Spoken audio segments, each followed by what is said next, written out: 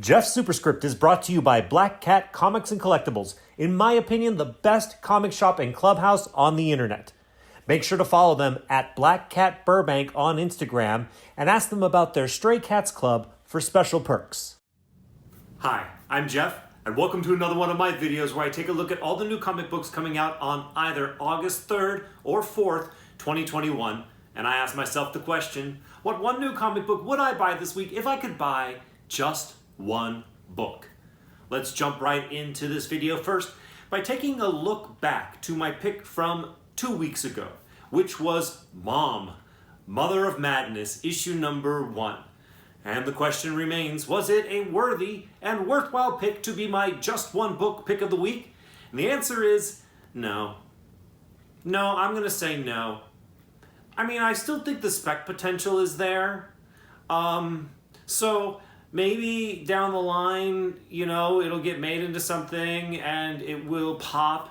But as far as a read was concerned, I was pretty disappointed. I was excited about it and I was interested in giving it the benefit of the doubt. But it was pretty heavy-handed in its social message a little bit. It takes place, I believe, if I remember correctly, in the year 2039, so about 18 years in the future. But the men in it had a sexist attitude that I think rivaled the sexist attitude of men in the 50s, the 1950s. The way I kept reading it, I was like, if men behave this way and say these type of things in 18 years from now, then humanity has a lot of problems. Now, I am a white guy, and so I might not fully appreciate what it's like to be a woman in today's world. Maybe sexism, rampant sexism, is something that they have to deal with on a daily basis. I don't know. And if that is the case, boy, we got to fix that. But from my personal experience, seeing the way that men in particular were portrayed in this book it was just cringy. And I really hope that it is not how men behave, and it was more just a way for the author, Emilia Clarke, to get to her social agenda of female empowerment, which is a good thing, absolutely. But just the way that this issue went about it was a bit heavy-handed for me. I do think I am going to stick with issue number 2 and 3 and see how it plays out, see if it improves, but there wasn't much there in the first issue, so no. To me, it was not a worthy and worthwhile pick to be my just one book. All right, let's go ahead and move forward, taking a look at this week's picks for my honorable mention first, my 5 honorable mentions first for my just one book pick of the week, and then, of course, ending with my pick of the week. I have a lot of little side bonus books that I'm throwing into this video, so I'm cheating a bit. You'll have to forgive me. First, I want to start off this week's list with one of my favorite features, the return of Tynion Time. Yes, it is Tynion Time. I love James Tynion IV. I love Tynion Time, and I'm glad to talk about James Tynion IV and his work again this week to start off the list. So, not only this week do we have Batman 111 coming out. Batman has been solidly entertaining, and I enjoy it a lot. We also have Wind, issue number 9 coming out. I like Wind a lot. People are sleeping on Wind a lot. So I highly recommend checking out Wind if you're interested in checking out more James Tynion IV. But those books are not on the list this week. The one that is on the list this week is The Nice House on the Lake, issue number 3 of a 12-part limited series from DC Comics. Here's the description. Walter's rules for their getaway strongly suggested the residents not leave the property lines of the house. But how far do they go? It's not like Sam the reporter to leave a question like that unanswered. But what he finds when he walks the perimeter of the lake might turn out to be the story of his lifetime, however much longer it lasts. Okay, this book is on this list this week for one reason basically and one reason only. It is so good. I am enjoying it so much.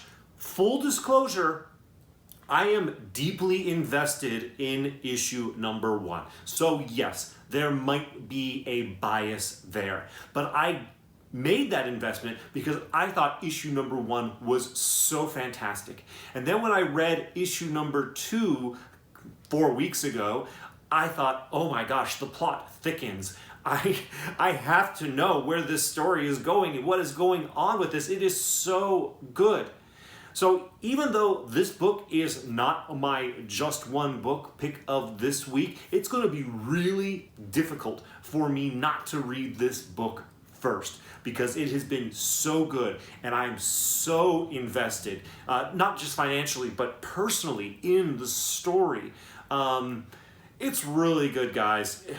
There's a third print of issue number 1 coming out soon. There's a second print of issue number 2 coming out soon. If you haven't jumped on board and you don't want to pay the inflated prices that are coming with those books, you have opportunities to jump on board just to read the story. I cannot recommend it highly enough. All right. That's the end of Time in Time this week. Let's move on to my next book that I want to mention this week, which is Extreme Carnage Lasher, issue number 1 from Marvel Comics. Here's the description. Witness the birth of a new symbiote. 4 issues into the Carnage event of the summer, and the bodies just keep piling up, including some of the Venomaniacs the mighty Marveldom know and love. But now is not a time to mourn for fallen heroes or their symbiotes. Carnage is on the loose, and he's building an army. Now, I've mentioned this Extreme Carnage series in the past for those that are Venomaniacs, as they put in this description, if people really like their symbiotes. But the main reason that I have it on this list this week was in the very first sentence of this description. Witness the birth of a new symbiote. So if you're a big fan of symbiotes, you're going to want to pick this up. If you're a big fan of all things Venom, you might want to pick this up. And if you're just looking for a new symbiote to spec on, you might consider picking this up. This is one that I would go into my comic book shop and flip through and look for that birth of a new symbiote. See if you feel like, oh, okay, this is pretty cool, and then purchase it if you think that it is. But I definitely wanted to make sure that it was on your radar. The next book I want to mention to you is a book called Lucky Devil, issue number 1 of a 4-issue limited series from Dark Horse Comics. Here's the description. A down-on-his-luck schlub is possessed by a malevolent demon. Just when he thinks things can't get worse, the exorcism goes wrong, and he finds that somehow he's retained all of the entity's supernatural gifts. After a path of revenge on all the people that have wronged him, he begins to gather worshippers and form a cult. But the legions of hell don't take kindly to this, and they send demonic agents to murder the schlub turned god before he gains too much power. This sounds pretty cool. It sounds pretty entertaining. I mean, imagine yourself getting possessed by a demon, and they do an exorcism and they get rid of the demon, but you keep all your demon powers, and you're like, I'm gonna do bad things with that, and I'm going to get revenge on everybody that's wronged me, and I'm gonna form a cult. And then demons from hell are like, well, we're not very happy with how you're behaving. We're going to come teach you a lesson. This is a fun, cool story. It's also written by Cullen Bunn. Yes, Cullen Bunn, you've heard that name again. He writes so many different books. As a side note, he has Basilisk number 3 that is coming out this week as well, that I've been enjoying very much. But back to Lucky Devil issue number 1. Cullen Bunn is a prolific writer, and he makes lots of comic books, and people like him a lot. So when he does something, it's at least worth paying attention. And since I like the concept of this story, as well as, you know, being interested in the fact that it's written by Cullen Bunn, I wanted to make sure to add it to this list. The next book that I want to mention to you is kind of an odd one for me. I'm going to mention a bunch of later prints that are coming out this week. Starting with Stray Dogs, issue number 1, the 5th print. There are different covers and stuff that are coming out. So basically, I'm going to leave them, just let me pause real fast. Stray Dogs has become a phenomenon. I mentioned Stray Dogs in one of my videos several months ago, and then I basically never mentioned anything about it again. It sounded interesting to me. I didn't pick it up because I was trying to limit what I pick up and what I don't pick up. But I really wish I had picked this up because the issue number 1, the first print, is selling for $100 raw right now. So people really got on board with this. People got really excited about it, and the secondary market is really, really excited about it. In addition, the secondary market is really, really excited about these later prints as well, and these horror movie homage variants. So I decided this week there was a bunch of these that are coming out. So I felt like it was only responsible for me to share them with you and basically make one of my honorable mentions several different multiple printings that are coming out this week. So as I've already mentioned, we have Stray Dogs issue number 1, the 5th print here. There is also a blank cover version of issue number 1, the 5th print. We also have Stray Dogs issue number 2, the 4th printing here. We have Stray Dogs issue number 3, the 4th printing. We have Stray Dogs issue number 4, the 4th printing. And we have Stray Dogs issue number 5, the 2nd printing. So this is an opportunity for people who might want to read this to get a bunch of the multiple printings so that you can have what appears to be most of the story that has been released. But in addition, these later printings and these homage variants are jumping up in the secondary market like day of to like $15 and $20. So if you're able to get your hands on them, you might consider doing it. At this point, people have kind of figured it out though, so I might not expect these ones in particular to jump up in price as much as the ones in the past have. So just be aware of that. All right, let's move on next to my final honorable mention. I've done this right? 1, 2, 3, 4. I think so. Let's hope so. The next book I want to mention to you is Skybound X or 10, issue number 5 from Image Comics. Here's the description. Rick Grimes 2000 concludes. Plus, new the 6 sidekicks of Trigger Keaton and Gasolina stories. Also, something completely new from Robert Kirkman and Jason Howard. Secrets. That's the description. Okay, so this is the last issue of Skybound X. There's been little things that they've been dropping in there. Some little first appearances, you know, some new stories, some things worth checking out. For me, the reason I mentioned this book this week is that it's the last issue of Skybound X that is coming out. But in addition, it is this last line that says also something completely new from Robert Kirkman and Jason Howard, Secrets. So similar to what I had said before about, what was this? Extreme Carnage Lasher. This is a book that if you see it on the shelf, you might want to pick it up and take a look at it and think, okay, is this something new from Robert Kirkman? Something that I should be paying attention to, and something that I should pick up, and something that might have spec potential down the road. I know that that's exactly what I'm going to do. I'm not necessarily interested in this book. I haven't been picking up this series, but I am.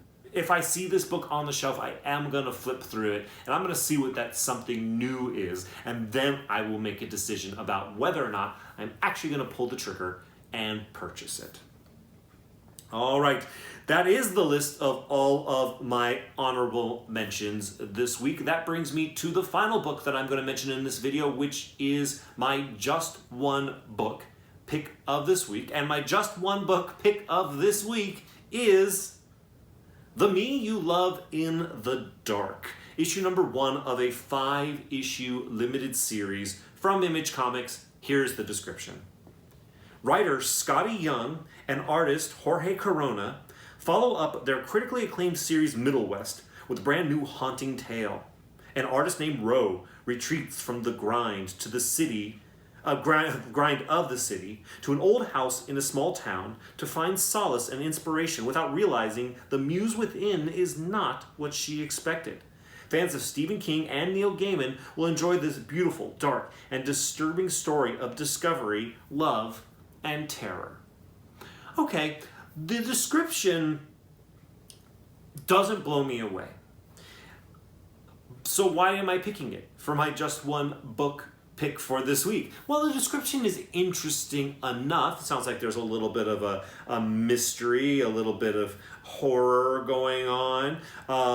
They invoke Stephen King and Neil Gaiman. Could be interesting.